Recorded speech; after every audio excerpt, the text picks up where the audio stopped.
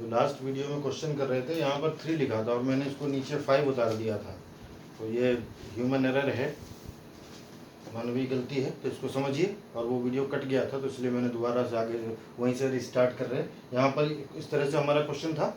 अब जब हमारा इस तरह से क्वेश्चन है तो अब इसको वेवी कर्व मेथड से सॉल्व करना है। तो वेवी कर्व मेथड में मैंने बताया सॉल्व करने के लिए क्या करना पड़ेगा आपको, कि आपको इस चीज़ को न्यूमरेटर में ले जाना पड़ेगा, क्योंकि डिनोमिनेटर में अगर नेगेटिव चीज़ है तो हमारा काम नहीं हो सकता। तो हम क्या करेंगे, डिनोमिनेटर में जो भी है उसके स्क्वायर से आप ऊपर मल्टीप्लाई कर दीजिए। तो आप 2x minus 3 x plus 4 2x minus 5 x plus 3 2x minus 3 x plus 4 is greater than 0 और इसके स्क्वायर से मल्टीप्लाई किया है। उधर भी मल्टीप्लाई होगा लेकिन उधर तो 0 है तो सब 0 हो जाएगा। स्क्वायर से इसलिए किया कि ये जो स्क्वायर है ये इससे कैंसिल हो जाएगा और ये इनइक्वलिटी एक ही तरफ हो रहा है तो कोई फर्क नहीं पड़ रहा है। तो अब ये चीज़ हमारी क्या बन गई, 2x minus 3 x plus 4 2x minus 5 x plus 3 is greater than 0। अब मैं क्या कह रहा हूँ कि इसको x minus a x minus b x minus c x minus d के फॉर्म का बना लीजिए। x minus a x minus b x minus c x minus d के फॉर्म का जब बन जाएगा तो ए बी सी डी जो नंबर होंगे उनको आप रियल नंबर लाइन पर प्लॉट कर लीजिए और प्लॉट करने के बाद आप एक कर्व पास कराइए उससे होकर। तो जो लाइन है उसके ऊपर की जो वैल्यूज़ होंगी वो पॉजिटिव वैल्यूज़ देंगी और लाइन के नीचे जो वैल्यूज़ होंगी वो नेगेटिव वैल्यूज़ देंगी। हमको पॉजिटिव वैल्यूज़ चाहिए तो ऊपर वाली वैल्यूज़ ले लेंगे। वेवी कर्व मेथड से इस तरह से इनइक्वालिटी का सोल्यूशन निकाला जाता है। तो यही करने जा रहे हैं। तो 2x तो हमारे काम का है नहीं तो 2 बाहर निकाल लीजिए। 2 बाहर निकाल लिया तो x माइनस 3/2। अब ये क्या बन गया, x माइनस ए के फॉर्म का बन गया, जहाँ पर ये क्या है 3/2। तो ए की वैल्यू कितनी हो गई 3/2 ले लीजिए। अब इसको भी x माइनस ए का फॉर्म बनाना है, अभी तो x प्लस ए का फॉर्म है ना ये, तो हम इसको माइनस माइनस कर दें, x माइनस माइनस 4, अब तो प्लस बन गया। मगर अब हमारे a की वैल्यू क्या हो गई है, b बोलिए, तो b की वैल्यू क्या हो गई -4 हो गई value.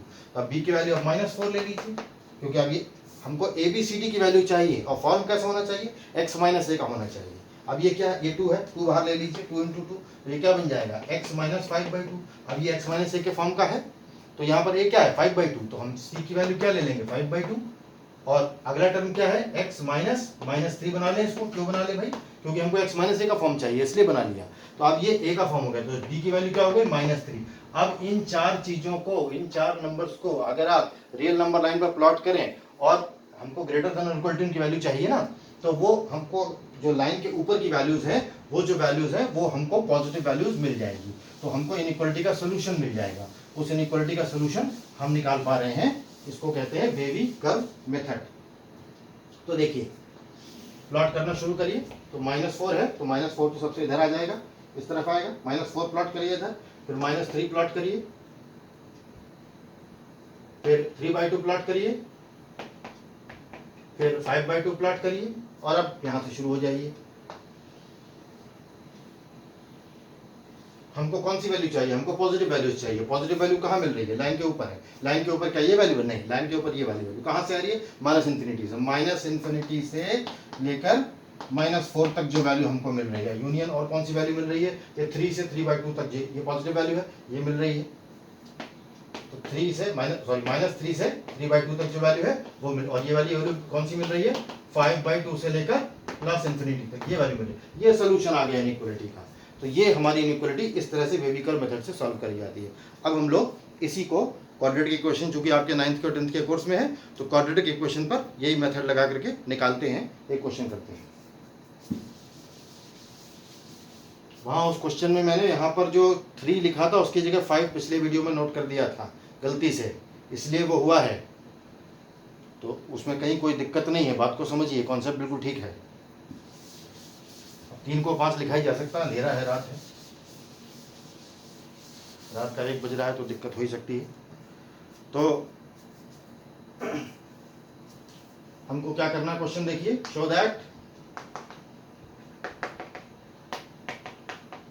That the expression x² + 2x - 11 upon x - 3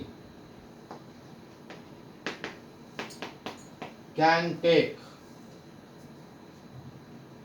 values which do not lie between the interval 4 to 12, इस एक्सप्रेशन की वैल्यू 4, इसकी जो भी वैल्यू आएगी, जो भी आए, मगर वो 4 और 12 के बीच में नहीं होगी, ये हमको प्रूव करना है। आप कहेंगे ये क्वेश्चन इनइक्वलिटी का, यस ये क्वेश्चन इनइक्वलिटी का है, क्योंकि हमको एक रेंज दी गई है कि 4 और 12 के बीच में नहीं है, तो हमको इसको प्रूव करना है। चलिए करते हैं।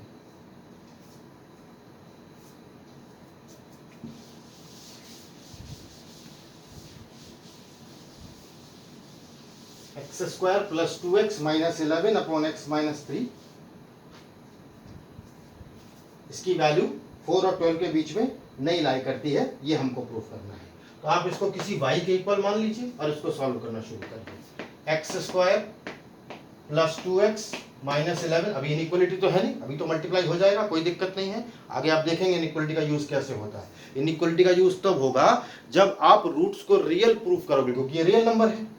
और इस क्वेश्चन में ये भी दिया गया है कि रियल नंबर लाइन 4 और 12 के बीच में है, तो रियल रूट्स होने हैं इसके, तो डिस्क्रिमिनेंट पॉजिटिव होना चाहिए। हमने क्वाड्रेटिक इक्वेशन में पढ़ा है ना कि अगर क्वाड्रेटिक इक्वेशन के रूट्स रियल हैं, क्वाड्रेटिक इक्वेशन के अगर रूट्स रियल हैं तो उसका डिस्क्रिमिनेंट पॉजिटिव होता है, B square minus 4ac positive होता है। ये हमारे टेंथ के कोर्स में, 9th के कोर्स में भी है। तो इसका डिस्क्रिमिनेंट पॉजिटिव होगा, वहां पर इनइक्वलिटी का यूज हम कर लेंगे और वेविकर मेथड भी लगा देंगे, उससे ये प्रूव कर लेंगे कि रूट्स 4 और 12 के बीच में लाई नहीं करेंगे। इसलिए मैंने क्वेश्चन लिया है। तो x square plus 2x minus 11 is equal to y x minus 3।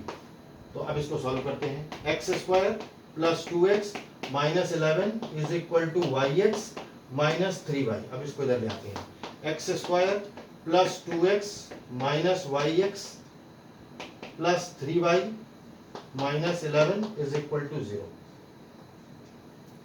X square plus x 2 minus y plus 3y minus 11 is equal to 0। क्या ये हमारी इक्वेशन आ गई? X square plus x 2 minus y plus 3y minus 11 is equal to 0। अब देखिए, चूंकि ये कह रहा है कि इसके रूट्स 4 और 11 के बीच में लाई नहीं करते, 4 और 12 के बीच में लाई नहीं करते हैं, इसका मतलब इसके रूट्स, बाकी रूट्स इसके रियल है, नंबर लाइन को काट रहा है। तो ये जो इक्वेशन आ रही है, अगर इसके रूट्स रियल है, अगर इसके रूट्स रियल हैं तो y तो इस पूरे की वैल्यू है। तो इस इक्वेशन का, ये कैसी इक्वेशन है? क्वाड्रेटिक इक्वेशन है। इस इक्वेशन का डिस्क्रिमिनेंट पॉजिटिव होना चाहिए, ये मालूम होना चाहिए आपको 9th और 10th में बिल्कुल, कि अगर क्वाड्रेटिक इक्वेशन के रूट्स रियल हैं तो उसका डिस्क्रिमिनेंट पॉजिटिव होता है। तो डिस्क्रिमिनेंट क्या होता है? इसको कंपेयर करिए, ax square plus bx plus c is equal to 0 से कंपेयर करिए, तो b स्क्वायर माइनस 4ac इसका डिस्क्रिमिनेंट। तो b square minus 4ac is always greater than 0। तो b स्क्वायर माइनस 4ac जरा करिए, यहाँ पर b की वैल्यू क्या है? b की वैल्यू है 2 माइनस वाई, यानी कि 2 माइनस वाई का होल स्क्वायर माइनस 4 इंटू ए की वैल्यू 1 है, तो छोड़ दीजिए उसको। c की value 3y minus 11, this must be greater than 0, greater than equal to 0। इसके रूट्स रियल तभी होंगे जब ये ग्रेटर देन और इक्वल टू 0 है, और रूट्स रियल हैं क्योंकि वो बता रहा है कि 4 और 12 के बीच में लाई नहीं करते हैं। इसका मतलब कहीं ना कहीं तो लाई करते रियल नंबर लाइन में, तो रूट्स रियल हैं, और रूट्स रियल हैं तो हमने ये कंडीशन लगा दी। अगर और y क्या है? y उस पूरे एक्सप्रेशन की वैल्यू है। ये तो कहा कि उस पूरे एक्सप्रेशन की वैल्यू 4 और 12 के बीच में लाई नहीं करती, ये प्रूफ करना है। तो हमने उस पूरे एक्सप्रेशन को ही y मान लिया और y में ही हमने कंडीशन लगा दी। तो अब इसको सॉल्व करते हैं। अब इसको सॉल्व करके देखते हैं कि क्या अब दोबारा क्वाड्रेटिक बनेगी।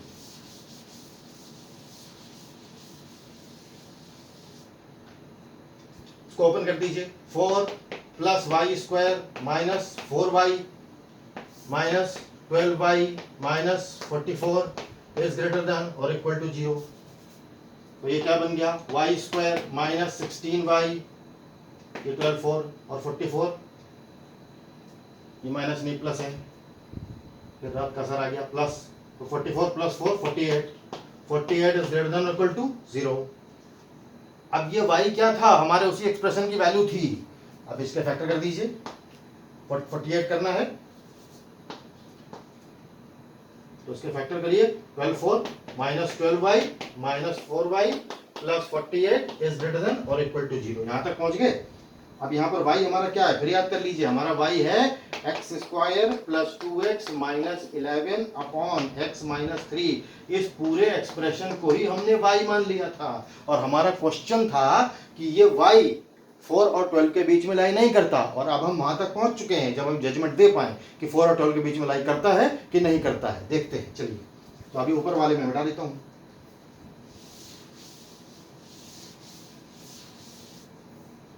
अब आप इस पर आ जाइए, y कॉमन ले लीजिए, y minus 12 minus 4 y minus 12 greater than equal to 0।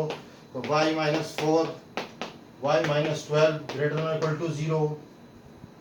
यहां तक मैं इसको क्यों ले आया, यहां तक मैं इसको इसलिए ले आया क्योंकि आपको अभी अभी मैंने वेवी कर्व मेथड समझाया है। इस पर लगाइए वेवी कर्व मेथड। ये कैसा है, ये x माइनस ए एक्स माइनस बी के फॉर्म का है कि नहीं है? तो यहाँ पर a की वैल्यू कितनी हुई 4 और b की वैल्यू कितनी हुई 12 हुई। जब a की वैल्यू हुई 4 और b की वैल्यू हुई 12, आप कहेंगे माइनस लगा। अरे माइनस नहीं है, ये x माइनस a के फॉर्म का होगा तो a की वैल्यू नंबर लाइन पर प्लॉट करी जाएगी, माइनस a की नहीं करी जाएगी। तो 4 और 12 को नंबर लाइन पर प्लॉट करिए और कंडीशन क्या है, ग्रेटर देन और इक्वल टू 0। निकल क्या रहा है, y की वैल्यू निकल रही है और y की वैल्यू तो हमें प्रूव करनी है कि ये y जो पूरा का पूरा है ये 4 और 12 के बीच में लाई नहीं करेगा। आप इसको वेवी कर्व मेथड से प्रूव कर सकते हैं। तो नंबर लाइन पे जरा प्लॉट करिए। 4 तो पहले ही आएगा ना, 12 बाद में आएगा, आने दीजिए। कर दिया प्लॉट। इसके बाद क्या है, इधर से निकालिए कर्व, निकाल दिया आपने। अच्छा, 4 और 12 के बीच में तो ये नेगेटिव वैल्यू ले रहा है, पॉजिटिव वैल्यू कहां से ले रहा है, ये माइनस इंफिनिटी से 4 के बीच में ले रहा है, क्योंकि पॉजिटिव वैल्यू कहां होगी, इस वाली लाइन के ऊपर होगी। तो इस वाली लाइन के ऊपर इधर है और इस वाली लाइन के ऊपर उधर है, तो इधर भी ये पॉजिटिव वैल्यू ले रहा है, यानी माइनस इंफिनिटी से 4 और 12 से इंफिनिटी। ये वैल्यूज इस एक्सप्रेशन के लिए पॉजिटिव होंगी, y इनके लिए पॉजिटिव होगा, तो ये कभी भी 4 और 12 के बीच में लाई नहीं करेगा। यही तो प्रूफ करना था। आप इसको नहीं प्रूफ कर सकते थे अगर आपको वेवी कर्व मेथड नहीं आता होता, इसलिए मैंने वेवी कर्व मेथड बताया। और ये क्वेश्चन क्लास 10th का है, 9th का है। चलिए एक और क्वेश्चन करते हैं। वीडियो बन गया है तो करते हैं एक और question.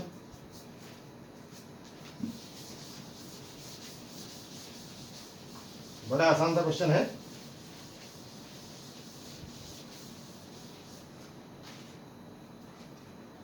a cos theta plus b sin theta बताना है कि ये फंक्शन किन वैल्यूज के बीच में बाउंडेड है। ये जो एक्सप्रेशन है ये किन वैल्यूज के बीच में लाई करता है, इसकी मैक्सिमम मिनिमम वैल्यूज बतानी है। बड़ा अजीब लग रहा है, ऐसा कैसे बता देंगे, बता सकते हैं बिल्कुल। a sin theta plus a cos theta plus b sin theta ये किन किन के बीच में लाई करता है ये बताना है। तो ये साइन हो या कॉस हो या सेक हो या कोसेक हो, सब ट्राइंगल का खेल है। तो ट्राइंगल बनाइए। ट्राइंगल आपने बना दिया, इसको a मानिए, इसको b मानिए, ये हमारा थीटा। अब इसको क्यों थीटा मानिए, इसको अल्फा मानिए, थीटा तो पहले से दिया हुआ है। अब हमको निकालना क्या है कि इस फंक्शन की मैक्सिमम और मिनिमम वैल्यू, फंक्शन वर्ड से कंफ्यूज न होइए, इस एक्सप्रेशन की मैक्सिमम और मिनिमम वैल्यू, मतलब मेरा कहने का मतलब है कि ये जो एक्सप्रेशन है ये किन वैल्यूज के बीच में बाउंडेड है। तो इसके लिए क्या करना पड़ेगा, इसके लिए under root a square plus b square से मल्टीप्लाई करना पड़ेगा। आप पूछोगे आपको कैसे पता, अरे ऐसे पता कि पाइथागोरस का थ्योरम सबको आता है। ये a है, ये b है, तो ये under root a square plus b square है। ट्राइंगल में इतनी वैल्यूज तो याद हो ही जाती है ना। तो अब ये under root a square plus b square से इसमें आप मल्टीप्लाई कर दीजिए, तो डिवाइड भी तो करना पड़ेगा। a upon under root a square plus b square cos theta plus b upon under root a square plus b square sine theta. कर दिया। अच्छा, अब ये कुछ दिख रहा है आपको, ये क्या है, परपेंडिकुलर अपॉन हाइपोटेन्यूज। ये साइन अल्फा दिख रहा है आपको कि नहीं दिख रहा, दिख रहा है साइन अल्फा जी, ये साइन अल्फा है। तो हम इसको हटा करके इसको साइन अल्फा कर देना, इसको साइन अल्फा लिख दीजिए। ये कॉस थीटा है, इसको साइन अल्फा लिख दीजिए। और ये आपको क्या दिख रहा है, base upon perpendicular, base upon hypotenuse. ये आपको कॉस अल्फा दिख रहा है कि नहीं, ये अल्फा एंगल है, ये कॉस अल्फा है। ये सारी ट्रिग्नोमेट्री 9th में पढ़ी है, ये कॉस अल्फा दिख रहा है। अच्छा, अब एक फॉर्मूला समझ लीजिए, साइन अल्फा प्लस थीटा जो होता है, sine alpha cos theta plus cos alpha sine theta, ये होता है। नहीं आता तो जान लीजिए, दो एंगल्स के एडिशन का फॉर्मूला है साइन ए प्लस बी साइन ए कॉस बी और cos A plus cos A sine B, simple. तो लगा दिए। तो आपको ये क्या, ये sign A cos B plus cos A sine B नहीं दिख रहा है? बिल्कुल दिख रहा है, दिख रहा है, आपको भी दिख रहा होगा। तो अब ये क्या हो गया, under root a square plus b square sine alpha plus theta, ऐसे हमको दिख रहा है। अच्छा, तो ये हम यहां से यहां तक पहुंच गए। इस ये जो चीज है ना, ये इसके बराबर है, under root a square plus b square sine alpha plus theta. अब अल्फा प्लस थीटा कुछ भी हो, एंगल ही तो है, और साइन का कोई एंगल कहां से कहां तक लाई करता है बताइए? -1 से +1। साइन का कोई भी एंगल -1 से +1 के बीच में ही लाई करेगा। तो आप अल्फा प्लस थीटा को कोई जीटा मान लीजिए या कोई बीटा मान लीजिए, मान लिया आपने, ठीक। तो ये बीटा क्या है, अल्फा प्लस थीटा है। ये कहां से कहां तक लाई करेगा, ये -1 से बड़ा होगा या इक्वल होगा, और ये 1 से छोटा होगा। आ गई ना इनइक्वालिटी। अब इस पूरी इनइक्वालिटी में मैं under root a square plus b square से मल्टीप्लाई कर दूं, कोई दिक्कत है? कर देता हूं।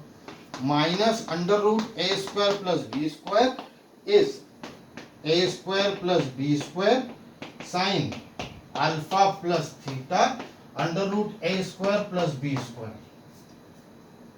ये जो चीज है यही है ना, इसको मैं हटा के ये लिख दूं, a cos theta plus B sine theta.